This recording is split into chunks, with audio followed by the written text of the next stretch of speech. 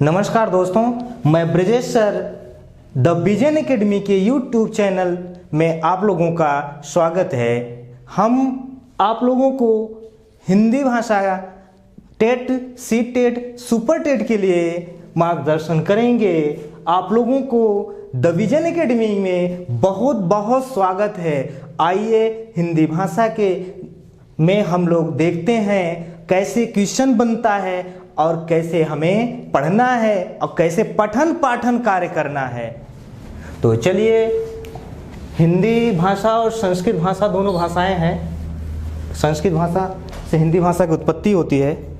तो हम आज दोनों भाषा का एक कॉमन टॉपिक है जिसे कहते हैं उपसर्ग। सब लोगों ने पढ़ा होगा उपसर्ग। सबसे पहली बात, उपसर्ग पे एक पहला ही क्वेश्चन बनता है। उपसर्ग है, क्वेश्चन में देता है उपसर्ग है, शब्द है, शब्दांश है, वाक्य है, इनमें से कोई नहीं।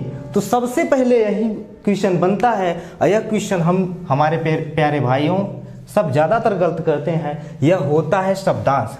उपसर्ग क्या होता है? शब्दांश। यह शब्द नहीं हो के हमारे भाई साहब, हमारे जितने प्यारे भाई हैं, भाई बहन, वो करते क्या है, वो शब्दांश न करके शब्द कर देते हैं। यही थोड़ी सी गलती है, तो ध्यान दीजिएगा। उपसर्ग दो शब्द से मिलकर बना है। उपसर्ग दो शब्द से मिलकर बना है भैया। जो पहला शब्द होता है उप, दूसरा होता है सर। उप का अर्थ होता है समीप भैया। उप का अर्थ होता है समीप और सर्ग का अर्थ होता है सृष्टि करना। सृष्टि करना अर्थात समीप आकर शब्द की सृष्टि कर देना ही उपसर्ग कहलाता है। किसी शब्द के आगे जुड़कर सृष्टि कर देना ही क्या कहलाता है? उपसर्ग कहलाता है। जैसे कोई शब्द है हार, एक शब्द हमने लिया हार, इस शब्द के आगे हम लगा दिए क्या? बी। तो ये बी क्या है? उपसर्ग है। यह मूल शब्द है। यह बी क्या है? उपसर्ग है या मूल शब्द है। मूल शब्द के पहले जब उपसर्ग लग जाता है तो उसके अर्थ में परिवर्तन कर देता है। हार का मतलब होता है हारना।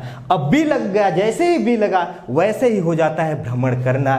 ठीक। तो प्यारे दोस्तों, पहली बात, उपसर्ग की परिभाषा क्या होती है? वे शब्दांश जो शब्द के आगे जुड़कर शब्द के अर्थ में परिवर्तन कर दें वही उपसर्ग कहलाते हैं भैया। जो शब्द, वे शब्दांश जो शब्द के पहले जुड़कर शब्द के अर्थ में परिवर्तन कर दें वही उपसर्ग कहलाते हैं। ठीक। तो उपसर्ग का अर्थ होता है समीप आना, अर्थात समीप आकर सृष्टि कर देना, अर्थात शब्द के आगे जुड़कर उसके अर्थ में परिवर्तन कर देना उपसर्ग कहलाता है। उपसर्ग को हम दो तरह से ज्ञात करते हैं। देखते हैं कैसे, आगे देखते हैं।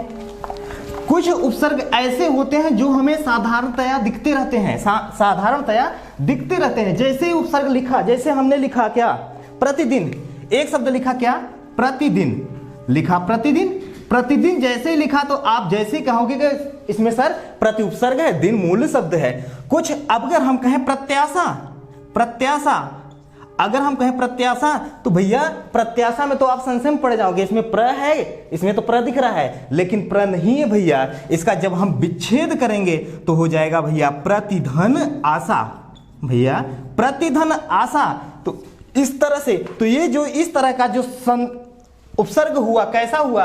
वह संधि रहित हो गया। तो उपसर्ग को हम दो तरीके से ज्ञात करते हैं। कैसे कैसे?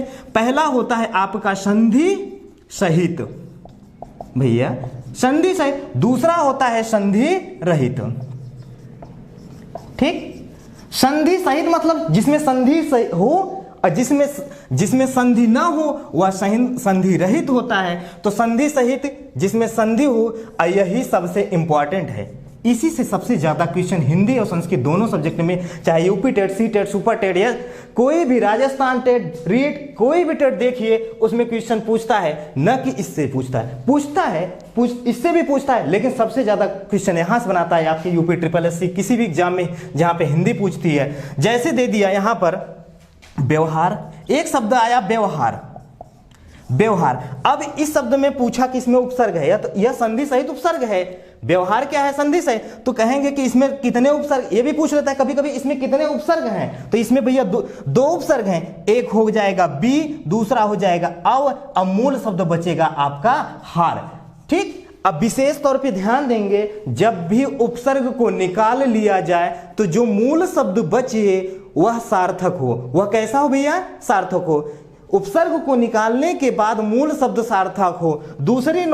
दूसरी बात विशेष ध्यान देने वाली है कि उपसर्ग जो होते हैं सदैव ह्रस्व मात्रा में होते हैं, न कि दीर्घ मात्रा में। यहां से आपका इसी दो नोट से आधा आपका ऑप्शन कट जाते हैं कि उपसर्ग जो होंगे ह्रस्व मात्रा में होंगे, और उपसर्ग को निकालने के बाद मूल शब्द जो बचेगा उसका कुछ शब्द उसका अर्थ होना चाहिए। जो मूल शब्द बचेगा उसका अर्थ होना चाहिए, अर्थात सार्थक होता है। ठीक भैया, अब यहां से देखते हैं लिखा है व्यवहार। व्यवहार में कितने उपसर्ग हैं? व्यवहार में कितने उपसर्ग हैं पूछ सकता है आपकी कंपटीशन में, आपके एग्जाम पूछ सकता है कि व्यवहार में कितने उपसर्ग हैं। तो भैया 2 उपसर्ग हैं। कौन कौन? एक बी, दूसरा अवधि, और मूल शब्द बचा क्या है यहाँ पे? हार। इधर जैसे हम कहते हैं बी, बिहार, बिहार। ठीक, तो यहां पर हार शब्द के पहले बी लगा है। इस तरह से अगर हम कहें प्रतिदिन, भैया प्रतिदिन, तो यहां पे प्रति और दिन दोनों समझ में आ रहा है, यहां से बी समझ में आ रहा है, तो इसका मतलब यह संधि रहित हो गया और यह संधि सहित हो गया। फिर इसके बाद हम लोग देखते हैं कि कौन कौन उपसर्ग होते हैं, उपसर्गों की संख्या कितनी होती है। तो भैया उपसर्ग की संख्या कितनी है? 22 है। उपसर्गों की जो संख्या है 22 है। आपके संस्कृत भाषा में, हमारे संस्कृत भाषा में उपसर्गों को 22 माना गया है। हिंदी भाषा में कहीं कहीं 13 देता है, किसी बुक में, और किसी बुक में 22 मानता है। तो ये संख्या तो नहीं पूछ रहा है, आपसे उपसर्ग ही पूछेगा। ठीक है भैया, आगे फिर देखते हैं कि अब है कौन से उपसर्ग। थोड़ा ट्रिक के माध्यम से हम लोग देखते हैं। चलिए ट्रिक देखते हैं। ट्रिक आपकी है, पान नाम का एक बालक है, 10वीं क्लास में पढ़ता है, 10वीं कक्षा में पढ़ता है। कौन सी कक्षा में पढ़ता है भैया? 10वीं। बालक का नाम क्या है भैया? बालक का नाम पान है। वह पढ़ता है, क्या करता है भैया? पढ़ता है। कौन सी कक्षा में पढ़ता है? 10वीं में। तो बस यही उपसर्ग हो गए, अब टेंशन नहीं लेने की। उपसर्ग 22 हो गए। अब हम प्रूफ करते हैं, दिखाते हैं आपको कैसे होते हैं उपसर्ग 22।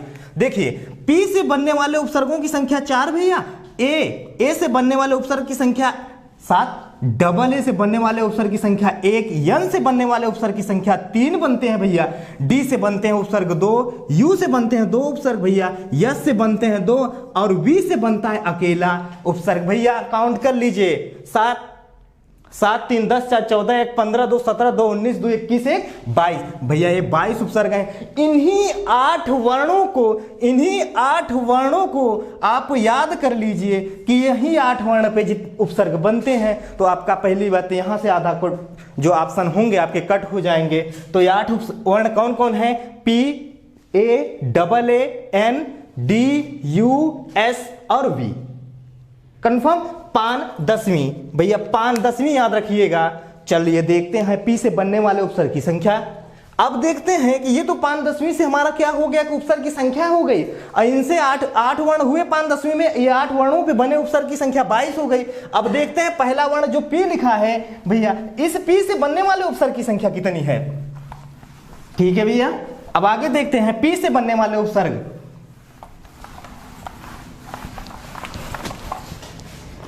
पी का मतलब समझ रहे होंगे, पी का मतलब प। बात समझ में आई? जैसे इंग्लिश वर्ड में पी लिखते हैं उसका हिंदी में हम कन्वर्ट करते हैं तो प होता है। पी से बनने वाले उपसर्ग, पी से बनने वाले उपसर्ग देखते हैं भैया कौन कौन उपसर्ग बनते हैं। पी से बनने वाले उपसर्ग, तो पी से बनने वाले उपसर्ग संख्या हमने क्या बताई? 4। देखते हैं, अगर इस ये धरा है, मानते हैं, सपोज करते हैं ये धरा है, पृथ्वी,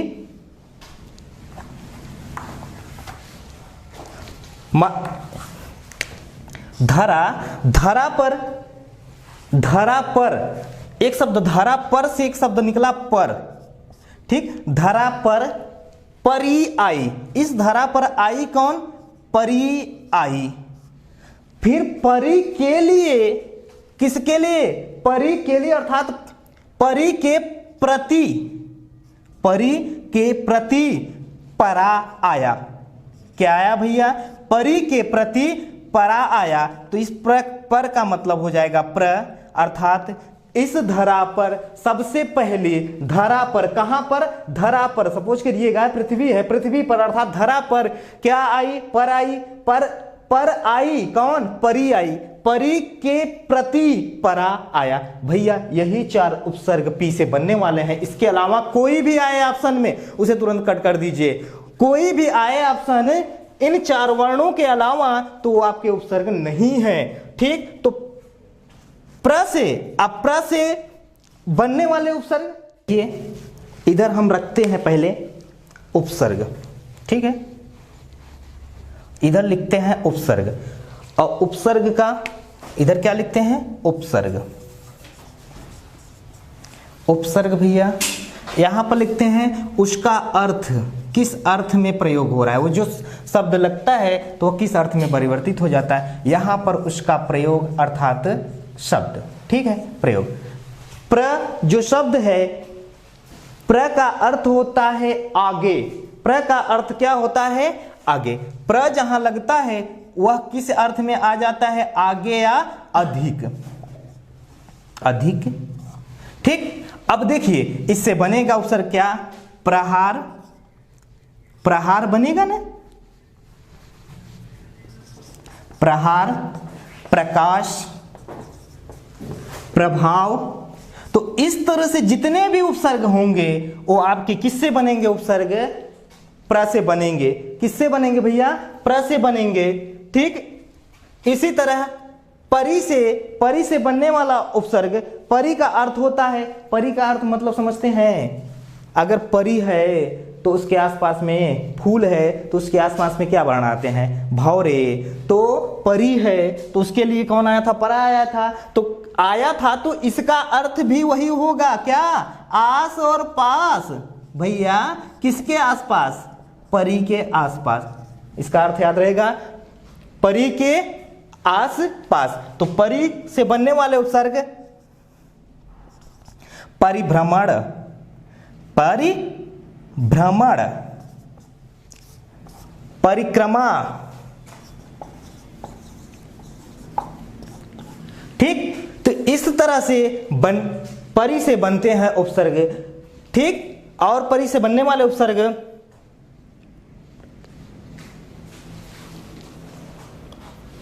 चलिए प्रति से, प्रतीक से, प्रति का अर्थ होता है सामने या प्रत्येक, हर एक, सामने, सामने या हर एक, सामने या हर एक। प्रति से बनने वाला प्रत्याशा, क्या? प्रत्याशा। तो इसका जब विच्छेद करेंगे तो प्रतिधन आशा आएगा। प्रतिदिन, प्रतिदिन, प्रत्येक, प्रत्येक, प्रतिधन एक, ठीक। इस तरह से आपके जहां पर भी आएंगे शब्द उसमें कौन सा उपसर्ग होगा? यहां पर प्रतिधनाशा, प्रतिदिन, प्रत्येक, ठीक। अब परा का अर्थ होता है उल्टा या पीछे। यह परी का विलोम होगा तो क्या हो जाएगा? परा। परा का अर्थ क्या होगा? उल्टा या पीछे। तो इससे बनाएगा क्या? पराक्रम। क्या बनेगा भैया? पराक्रम, पराक्रम, पराजय, ठीक, ठीक। अब चलते हैं हम, पी से हो गए हमारे 4 उपसर्ग। अब हम पढ़ते हैं कहां? ए से बनने वाले 7 उपसर्ग। ए से बनने वाले भैया कितने उपसर्ग बनते हैं? 7 उपसर्ग। देखते हैं कौन कौन बनते हैं। चलिए, ए का मतलब हो जाता है यहां पर अ, ठीक है। ए से बनने वाले उपसर्ग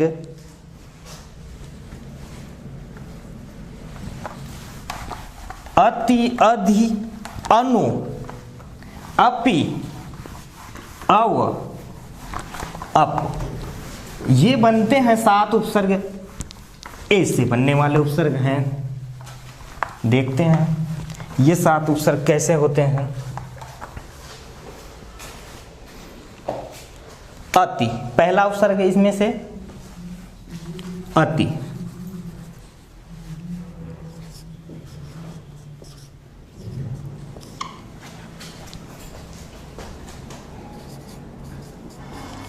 अति जिसका अर्थ होता है ज्यादा। अति का अर्थ जानते ही हैं, अत्यधिक, ज्यादा। क्या होता है भैया? ज्यादा या परे।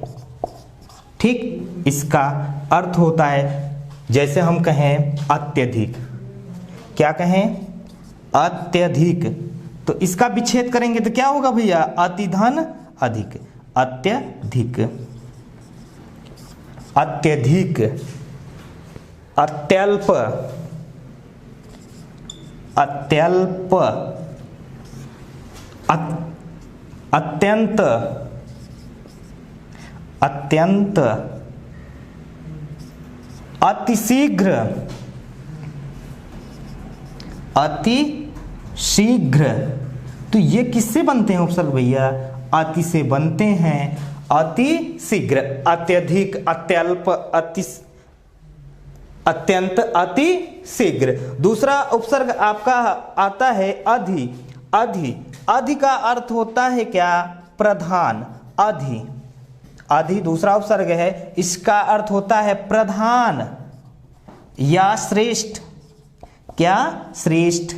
जैसे उदाहरण के तौर पे देखिए, जैसे हम कहें अध्यक्ष, अध्यक्ष, अध्यक्ष, अधीन। क्या? अधीन। तो ये किससे बनते हैं? अध्यक्ष, अधीन, अधीक्षण। क्या? अधीक्षण, अधीक्षण। तो ये किससे बन रहे हैं उपसर्ग? यह बन रहे हैं आपके अधि से उपसर्ग बनने वाले हैं। अधीन, अध्यक्ष, अध्यादेश। एक उपसर्ग और बनता है अध्यादेश। ठीक है भैया, अध्यादेश, अध्यादेश, अधीक्षण, अधीन, अध्यादेश, ये सब किससे बनते हैं? उपसर्ग अधि से उपसर्ग बनते हैं। अगला उपसर्ग देखते हैं अनु। अनु का अर्थ होता है पीछे। अनु, अनु जिसका अर्थ होता है क्या? पीछे। अनु जिसका अर्थ क्या होता है भैया? पीछे या समान, पीछे या फिर समान। जैसे उदाहरण देखिए इसमें, जैसे देखते हैं अनु का अर्थ होता है पीछे या समान। जिस शब्द के आगे जुड़ जाता है अनु, वहां पर अर्थ देने लगता है पीछे या समान। जैसे अन्वय, अन्वय, अन्वेषण, अन्वेषण, अन्वय, अन्वेषण। और अनुचर, अनुचर, अनुचर। तो ये बनते हैं आपके अनु से बनने वाले उपसर्ग हैं। फिर अगला आपका उपसर्ग बनता है अप। अप का अर्थ होता है बुरा। क्या होता है? बुरा या हीन, बुरा या हीन। अप का जैसे हम कहें अपयश, अपयश, अपशकुन, अपशकुन, अपशकुन, अपयश, अपकीर्ति, अपकीर्ति। तो किससे बनते हैं उपसर्ग? अप से बनते हैं। अपकीर्ति, अपयश, अपशकुन।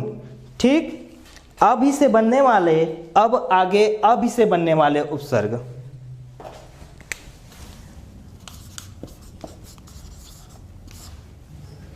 अभी से बनने वाले उपसर्ग यह किस अर्थ में प्रयोग किए जाते हैं? का अर्थ होता है पास या सामने। अभी का अर्थ होता है पास या सामने। अभी का अर्थ होता है पास या सामने। जैसे अभिषेक, उदाहरण तौर पे अभिषेक, अभिषेक होता है, अभिषेक हो गया।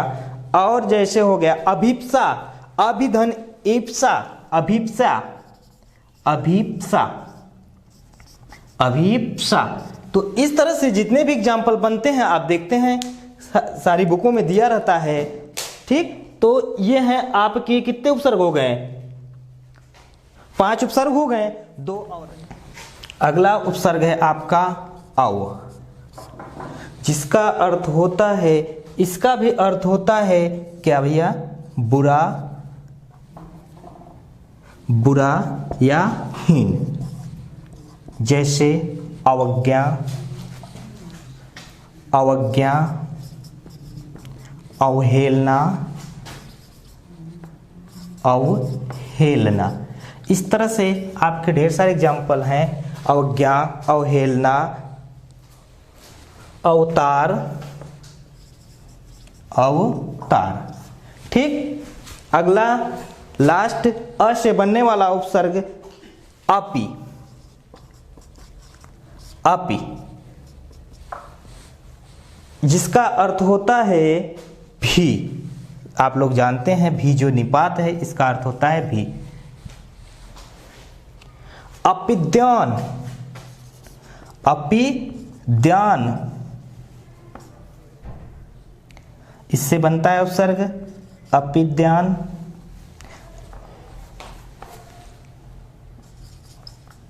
अपिहित,